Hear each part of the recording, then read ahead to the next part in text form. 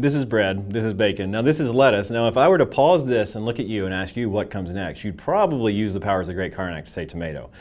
You would be correct, not because you're super powerful, but because it's a sandwich called a BLT, but you probably already knew that, and you want to know why? 3, 2, 1.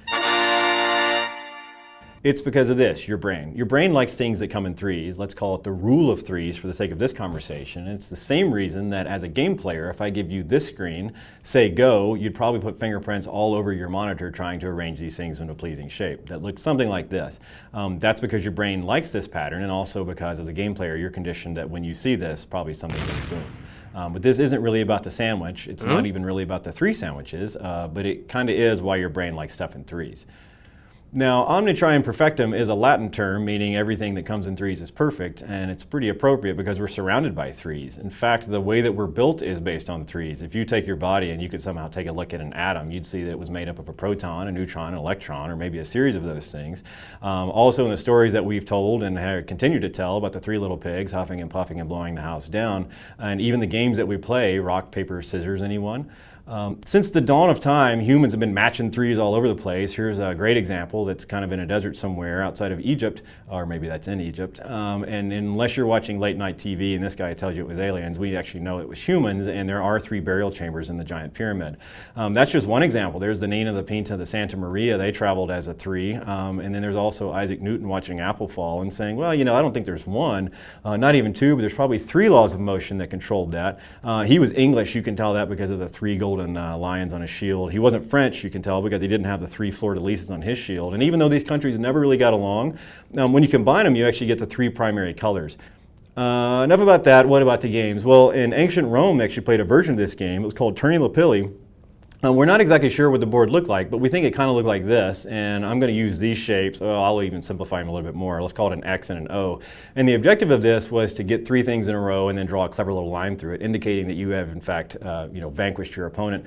We'll call that tic-tac-toe, and you've been matching 3 a lot longer than you thought. Now, all types of games are actually played in Rome. This is Brutus and Caesar playing a little game that I like to call the Ides of Match.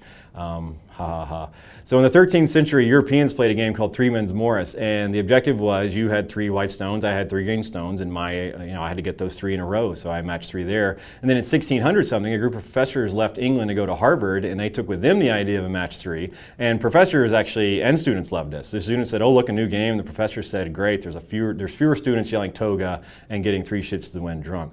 Now, in 1700 something, a guy named Ben Franklin was matching 3 in college. A little bit later, he was part of a group that wrote a document that started with these 3 words, and it also promised these 3 things to people who lived in the USA.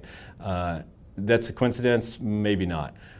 Now, match 3 after the War of Independence kind of covered the country. Why not? It's easy to play. Lots of people can understand it. And in 1952, the first electronic version of Noughts and Crosses was made. It was actually made on a giant computer called an EDSAC, and judging by this picture, it was giant indeed. Now, not to be outdone, in 1975, MIT said, "We see what you did with your computer. We're going to create a version of tic-tac-toe that runs on a computer made of Tinker Toys."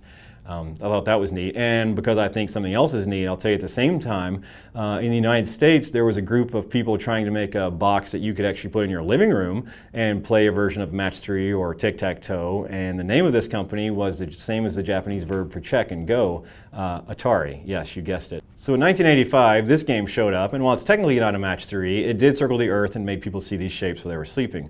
Now in 1989, something actually really big happened, well, more like tiny, and now you could play the Tetris on a little thing called the Nintendo Game Boy, and you know where you took it, don't act so surprised.